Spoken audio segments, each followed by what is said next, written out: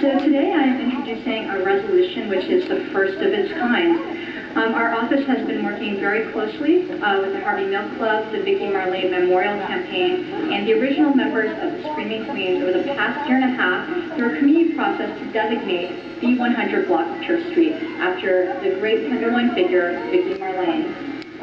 The Tenderloin has historically served as a haven and continues to do so for many residents who feel that they have nowhere else to go. One specific community that has called the Tenderloin their home and has made it their home is the transgender community here in San Francisco. And a key figure in this history and community of the Tenderloin is Vicki Marlane.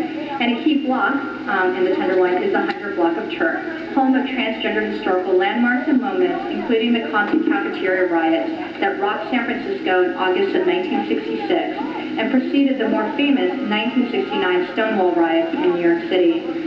In the 1960s, San Francisco became known as being the locus for the counterculture movement, challenging societal norms, where people all over the country came to, quote, be themselves, especially gay residents banished from their homes and ostracized by their families and communities elsewhere in the United States. Transgender and trans-identified people face double persecution here, often being further isolated within the lesbian and gay community. Many transgender residents were denied access to jobs and housing and turned to entertainment, performance art, and sex work to survive. It was illegal to cross-dress at this time, and transgender people were not even allowed into gay bars.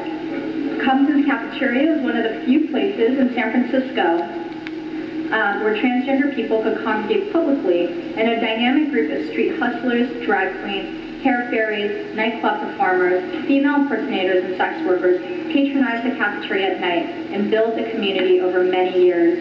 Central to the stage was Vicki Marlane, who began her 50-year stage career as a carnival performer and became most well known as the girl with the liquid spine.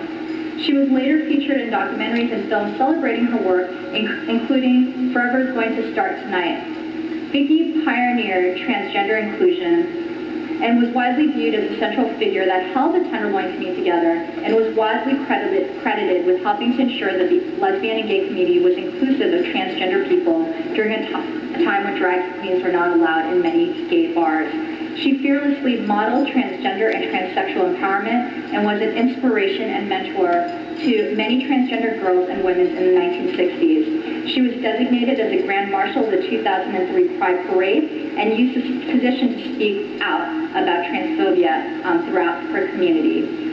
Vicki died at the age of 78 in 2011 of AIDS-related health complications and has since left a huge void in the Tenderloin neighborhood and transgender community that has struggled and celebrated with her for 6 decades. This resolution would designate the 100 block of Turk as Vicki Marlane. Vicki Marlane will be the first transgender sexual person to be recognized in the city with a street of their own. I want to recognize some members of our community that are actually here in this room today. I see Felicia Elizondo, I see Jasmine, Sue Englander, and also Gerald Aja Banks. Also want to thank Entertainment Commissioner Glenda Anaconda High and Tom Timfano, who worked through the Harvey Milk Club on this issue. They did extensive community outreach collecting over 1,500 signatures, both in person and online, and raised over $2,000 to pay for the actual street renaming and signage. I also want to recognize co-sponsors Supervisor David Campos and Supervisor Scott Wiener as well. I really want to thank the community for being here today, but also for initiating the street name change. Felicia, who was a key member of this movement, has often talked about Vicki's impact on the community and the larger gay community in general. She recently curated a memorial exhibit at the LGBT History Museum entitled Vicki Marlane on Your Lady, featuring never-before-seen footage, photos, and other artifacts, including her infamous gold dress from her days at Aunt Charlie's Lounge and her wigs. Really excited to support this as it moves through the process, and really looking forward to the day when we hang the sign of Vicki Marlane on the 100 block of Turk and recognize our first transgender activist on one of our streets here in San Francisco. Really welcoming her home.